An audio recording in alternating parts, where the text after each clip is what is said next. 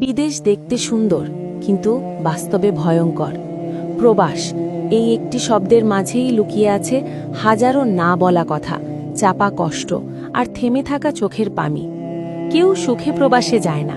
প্রিয়জনদের ছেড়ে, আপন মাটি ছেড়ে, নিজের ভাষা ছেড়ে একটি মানুষ শুধু তখনই প্রবাসে পা বাড়ায় যখন জীবনের প্রয়োজন তাকে বাধ্য করে। বাড়ি মাত্র 5 ঘন্টার পথ, অথচ সেখানে যেতে সময় লাগে 5 বছর। কি নির্মম বাস্তবতা! পরিবার, আত্মীয় স্বজন, নিজের মা বাবা, স্ত্রী, সন্তান সবই আছে, তবুও তাদের স্পর্শে পৌঁছতে যেন বছরের পর বছর পেরিয়ে যায়। প্রবাসী মানুষটা প্রতিদিন জাগে ভোরের আগে, কাঁধে নেয় হাজারো দায়িত্ব। দিনের পর দিন কাজ করে, রোদে পুড়ে, বৃষ্টিতে ভিজে, তবুও মুখে একটাই কথা, পরিবারের মুখে হাসি চাই। সে নিজের হাসি বিসর্জন দিয়ে পরিবারের সুখ কিনে আনে বিদেশের মাটিতে। কেউ নেই